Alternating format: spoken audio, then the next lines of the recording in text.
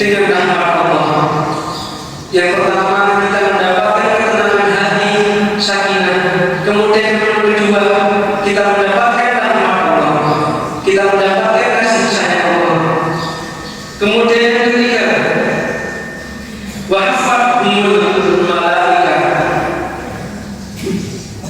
dan mereka orang yang duduk-duduk berkumpul di rumah Allah, kemudian mempelajari kitab Allah, mempelajari Al-Quran itu, mereka dinaungi oleh malaikat, mereka dikelilingi oleh para malaikat. Kemudian yang keempat, wadzakarahumullahu fi man indah. Dan kita, Bapak Ibu sekalian, yang sekarang, yang pagi duduk di sini, kita sama-sama belajar Al-Quran, kita disebut-sebut oleh Allah, kita diingat-ingat oleh Allah, kita dipuji-puji oleh Allah di hadapan para malaikat, di hadapan para penduduk langit. Yang penting juga saya sampaikan, kenapa kita ini aktif di persyarikatan, kenapa kita ini aktif di organisasi Muhammadiyah. Karena Bapak Ibu sekalian, kita mengapa? Karena pada hakikatnya Bapak Ibu, kita ini tidak akan mampu untuk beramal sendiri. Dengan berjamaah, dengan berkumpul, dengan berorganisasi itu pasti manfaatnya akan lebih besar, manfaatnya akan lebih dahsyat daripada kita bergerak sendiri-sendiri. Ada sebuah perumpamaan, ada sebuah filosofi. Perumpamaan ini dikenal dengan perumpamaan sapu lidi, filosofi sapu lidi. Jadi Bapak Ibu, kita ini ibaratkan sebuah lidi yang kita tahu, lidi itu kalau jumlahnya hanya satu, maka dia pasti akan sulit untuk memberikan manfaat. Maka demikian pula dengan kita. Kalau kita bergerak sendiri-sendiri, kalau kita beramal sendiri-sendiri, tanpa berkumpul, tanpa berorganisasi, pasti akan sulit, akan susah. Akan tapi kalau lidi itu jumlahnya banyak, kemudian lidi itu diikat dengan kuat-kuat, maka lidi itu akan menjadi sapu lidi, dan sapu lidi itu bisa memberikan manfaat yang lebih besar daripada sebuah lidi itu tadi. Maka demikian pula dengan kita. Ada banyak manusia, ada banyak orang Islam segerombolan sebagaimana kita, kemudian diikat menjadi satu, dikumpulkan menjadi satu, kemudian disatukan dalam sebuah keluarga, dalam sebuah organisasi, maka pasti kita akan lebih mudah dalam beramal, dan manfaat yang kita hasilkan pasti lebih besar. Kemudian lidi yang sudah menjadi satu itu, yang sudah empat menjadi satu lidi itu, ketika diputus talinya, kemudian apa yang terjadi? Lidinya itu akan menjadi tercerai-berai, lidinya akan menjadi berantakan. Kemudian menjadi apa? Mohon maaf, lidi yang tadi bisa untuk membersihkan, bisa untuk menyapu, bisa memberikan manfaat, ketika dicerai-berai, maka mohon maaf, lidi tadi itu hanya akan menjadi sampah. Maka demikian pula dengan kita. Ketika kita sudah bersatu, ketika kita sudah kompak, maka jangan sampai kita ini ketika sudah bersatu, ketika sudah kompak, dicerai-berai, diadu domba satu dengan yang lainnya. Kenapa? Karena kalau kita sudah bersatu, kemudian dicerai-berai, maka kita taubahnya sebuah sapu lidi tadi, mohon maaf, hanya akan menjadi sampah, tidak bisa memberikan manfaat,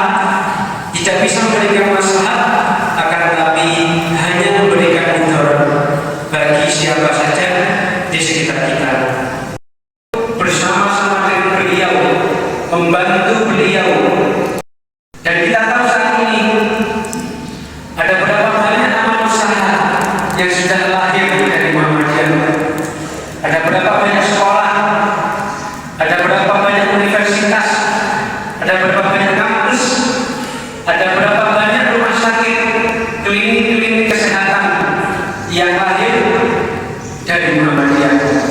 Dan itu semua lahir dari bersatunya kita, lahir dari solidnya kita, lahir dari kompaknya kita. Karena itu Nabi Muhammad SAW bersabda, "Al-mu'minu lil mu'mini kal bunyani yashuddu ba'duhu ba'du." Orang kenapa dengan Al-Quran? Karena Bapak Ibu, Nabi Muhammad SAW berusaha kepada kita agar kita bisa selamat di dunia dan di akhirat. Ada dua hal yang harus kita jadikan pedoman. Jadi untuk bisa selamat dunia dan akhirat, ada dua hal yang harus kita laksanakan. Kata Nabi, kalau dua hal ini kita laksanakan, kalau dua hal ini kita jadikan pedoman, maka kita tidak akan sesat selama-lamanya. Dan pesan ini termaktub dalam sebuah hadis. Hadis ini ada di dalam kitab Muwatta karya Imam Malik rahimahullah. Nabi SAW bersabda, "Taraktu fikum amrayni lan tadillu ma tamassaktum bihima, kitaballahi wa sunnata nabiyyi." Aku tinggalkan kepada kalian, kata Nabi, dua perkara yang kalian tidak akan sesat selama berpegang kepada keduanya. Yang pertama apa? Kitaballahi. Yang pertama adalah kitabullah Al-Quran. Kemudian yang kedua adalah sunnah Nabi, sunnah Nabi Muhammad SAW. Karena itu, Bapak Ibu sekalian, penting bagi kita untuk selalu mengkaji, mempelajari, kemudian berusaha dengan sekuat tenaga kita untuk bisa melaksanakan isi dan kandungan dari dua hal ini. Yang pertama itu apa? Yang pertama adalah Al-Quran, kemudian yang kedua adalah sunnah dari Muhammad SAW. Al-Quran Allah turunkan sebagai petunjuk bagi kita. Lalu bagaimana cara kita untuk mengamalkannya? Tentu dengan cara kita mempelajarinya, dengan cara kita mengkajinya. Yang pertama yaitu kita belajar bagaimana cara membaca Al-Quran dengan benar sesuai dengan kaidah tajwid dan makhrajul huruf. Kemudian setelah kita belajar cara membaca dengan benar, kita juga perlu belajar bagaimana cara memahami, bagaimana cara mengerti isi, makna, arti dari kandungan dari ayat yang sudah kita baca itu. Kemudian yang kedua, sunnah Nabi Muhammad SAW itu adalah petunjuk dari Nabi Muhammad SAW. Sunnah itu adalah ma'udhifa ila nabi min qaulin aw fi'lin aw takrin. Jadi sunnah Nabi itu adalah apa-apa yang dinukilkan kepada Nabi Muhammad, apa-apa yang disandarkan kepada Nabi Muhammad dari ucapan, perbuatan, dan ketetapan atau ketentuan. Jadi perbuatan Nabi, kemudian ucapan Nabi, perintah Nabi, kemudian ketentuan-ketentuan atau ketetapan yang ditetapkan oleh beliau itu adalah sunnah Nabi Muhammad SAW. Karena itu kita perlu mempelajari keduanya ini, perlu belajar Al-Quran, perlu belajar sunnah Nabi, kemudian kita amalkan. Maka dengan mengamalkan kedua itu, kita tidak akan sesat selama-lamanya. Dengan mengamalkan keduanya itu adalah menjadi kunci keselamatan kita di dunia dan di akhirat. Selain wajib bagi kita untuk mempelajari Al-Quran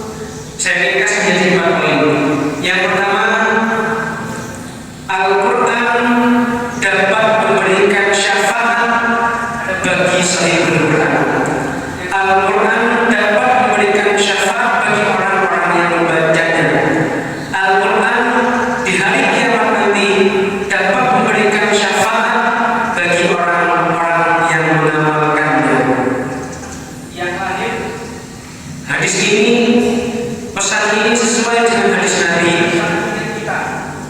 yang diriwayatkan oleh Abi Umamah radhiyallahu anhu. Beliau berkata bahwa Nabi sallallahu alaihi wasallam bersabda, "Iqra'ul Qur'ana fa innahu ya'ti yaumal qiyamati syafi'an li ashabihi." Bacalah oleh kalian Al-Qur'an, kata Nabi Muhammad, karena sesungguhnya nanti pada hari kiamat Al-Quran akan datang sebagai syafaat bagi para pembacanya, bagi para ashabul Quran. Pada hari di mana pada waktu itu kita semuanya akan sibuk dengan diri kita masing-masing. Pada hari itu ketika tidak ada pertolongan kecuali pertolongan Allah Subhanahu wa Ta'ala. Pada hari itu kita sibuk dengan amalan kita masing-masing, kita sibuk dengan pahala dan dosa kita masing-masing. Pada hari itu kita akan diadili dengan seadil-adilnya. Dan pada hari itu Al-Quran bisa datang, Al-Quran bisa hadir pada hari kiamat sebagai syafaat bagi kita, sebagai pemberi pertolongan kepada kita, sebagai syafaat bagi orang-orang yang membacanya, bagi orang-orang yang mengamalkannya. Dijelaskan lafaz Shahibul Quran syafi'an li ashabihi.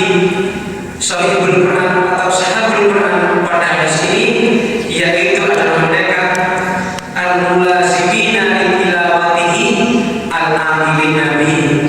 Jadi Shahibul Quran yang mendapatkan syafaat Al-Quran pada hari kiamat nanti, Bapak Ibu sekalian, itu adalah mereka yang terus menerus membacanya, yang rutin membacanya dan mengamalkan isinya. Itu yang pertama, Bapak Ibu. Keutamaan Al-Quran yaitu adalah memberikan syafaat bagi sahibnya, bagi orang yang membaca dan mengamalkan isinya di hari kiamat. Ada mereka yang belajar Al-Quran dan mengajarkannya. Nabi SAW bersabda dalam sebuah hadis yang diriwayatkan oleh sahabat Utsman bin Affan, "Khairukum man ta'allama al-Qur'ana wa 'allamahu."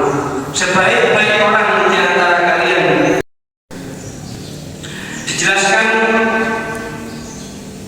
maksud dari hadis ini oleh Ibnu Qayyim rahimahullah bahwa belajar dan mengajarkan Al-Quran itu meliputi yang pertama yaitu belajar membaca Al-Quran sesuai dengan huruf-hurufnya, sesuai dengan kaidah tajwidnya. Kemudian yang makna, arti atau isi dari Al-Quran yang kita baca. Adapun dijelaskan oleh beliau, yang kedua ini adalah yang lebih utama, mempelajari maknanya, mempelajari isinya, mempelajari artinya, itu adalah yang lebih utama. Karena dengan itu, dengan mempelajari artinya, kita bisa memahami dan kita bisa mengamalkan maksud dan tujuan dari ayat yang kita baca. Kemudian yang ketiga, Bapak Ibu rahimahullah, pahala dan keutamaan dari membaca Al-Quran itu ada pada setiap hurufnya, dan pahala membaca Al-Quran itu dihitung setiap satu hurufnya adalah 10 pahala kebaikan. Pesan ini sesuai dengan hadis Nabi Sallallahu Alaihi Wasallam yang diriwayatkan oleh Ibnu Mas'ud radhiyallahu anhu. Nabi Sallallahu Alaihi Wasallam bersabda, "Man qara'a harfan min kitabillahi falahu hasanah wal hasanatu bi asyri amsalha." Barang siapa, kata Nabi, yang membaca satu huruf dari kitabullah, dari Al-Quran, maka baginya satu kebaikan. Wal hasanatu bi asyri amsalha. Kemudian satu kebaikan itu dilipat gandakan menjadi 10 kebaikan. Kemudian oleh Nabi dijelaskan, la aqulu alif lam mim harfun walakin alifun harfun wa lamun harfun wa mimun harfun. Kemudian dijelaskan oleh Nabi Muhammad,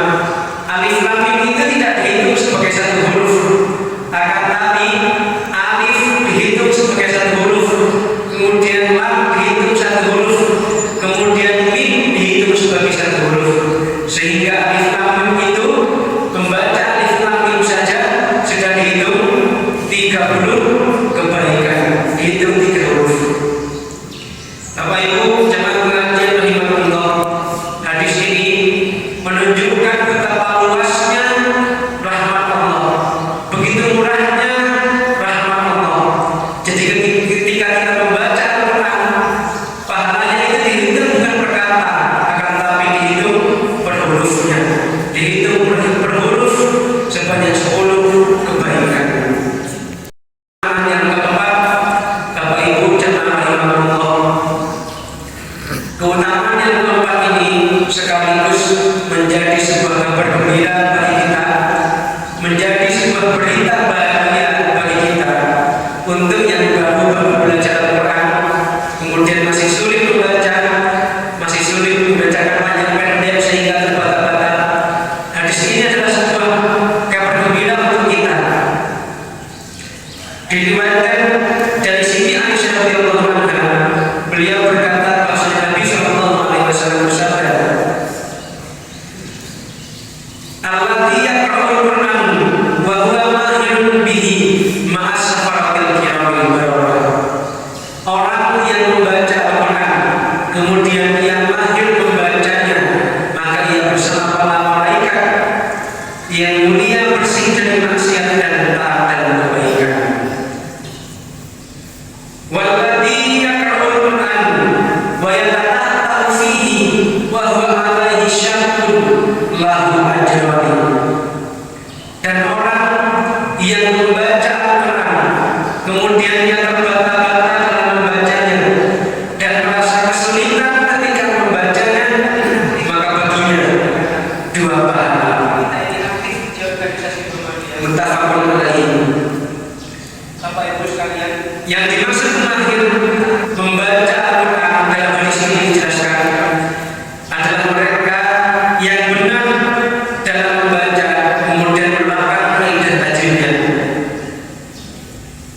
Hadis ini Bapak Ibu sekalian menjadi motivasi bagi kita, menjadi penyemangat bagi kita sekaligus untuk agar supaya kita tidak pernah berputus asa dan selalu semangat belajar Al-Quran.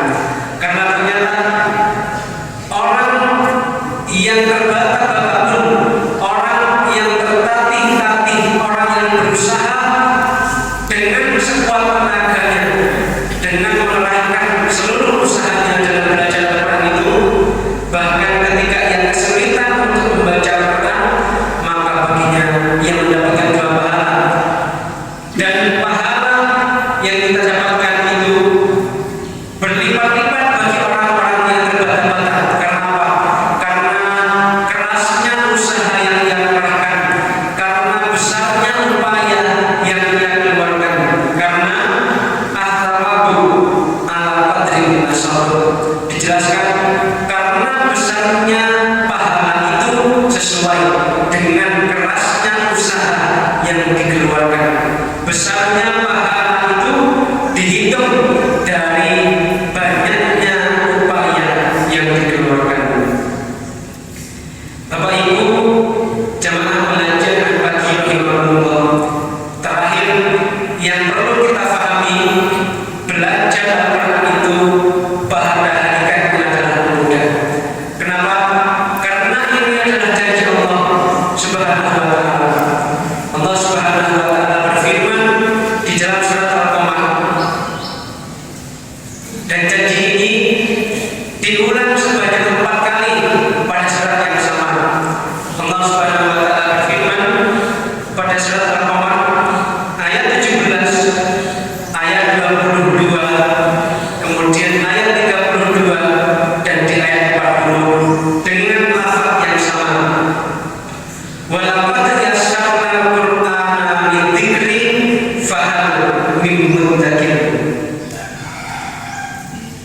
Maka sungguh telah kami mudahkan, maka sungguh pasti kami mudahkan Al-Quran itu untuk pelajaran, untuk peringatan. Maka dapat orang-orang yang mengambil pelajaran. Di ayat ini Bapak Ibu yang perlu kita pahami, Ketika dikaji dengan ilmu dan sorof, di situ ada dua huruf taukid, ada lam dengan lakot. Sehingga apa? Sehingga ayat ini menyatakan bahwa saya janji Allah itu pasti, sungguh pasti, benar-benar pasti akan dimudahkan oleh Allah bagi mereka yang sungguh-sungguh mau untuk belajar Al-Quran. Bapak Ibu jamaah pengajian pagi rahimahullah, demikian semoga kita semuanya senantiasa diberikan kemudahan oleh Allah untuk dapat belajar Al-Quran dan mengamalkan isinya, dan semoga kita semuanya dimudahkan oleh Allah untuk dapat menjadi termasuk golongan orang-orang ashabul Quran, shahibul Quran, mereka yang kelak pada hari kiamat mendapatkan syafaat dari Al-Quran. Amin amin ya rabbal alamin. Demikian Bapak Ibu, manakala ada benarnya maka itu datang dari Allah dan Rasulnya, dan manakala ada salahnya itu datangnya dari saya, karena keterbatasan dan ketidaksempurnaan saya sebagai manusia. Saya akhiri billahi fisabilillah fastaghfirul khairat. Wassalamualaikum warahmatullahi wabarakatuh.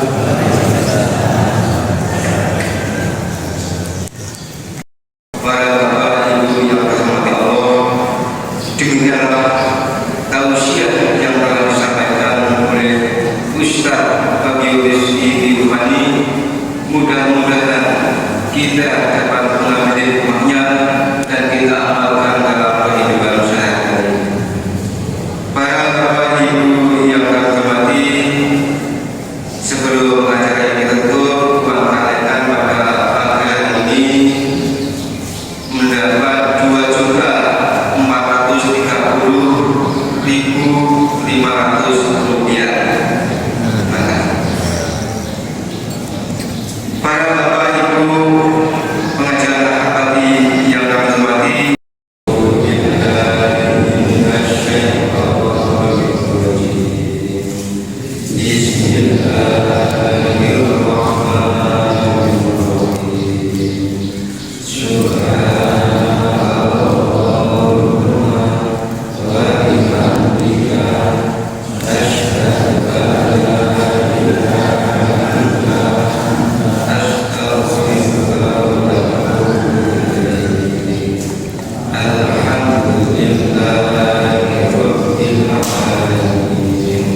dari kami kurang lebihnya kami mohon maaf yang sebesar-besarnya. Bila demikian berkaya, wassalamualaikum warahmatullahi wabarakatuh. Aku bersyukur pada Allah atas nikmat darinya, nikmatnya iman ku rasakan untuk sujud sembah.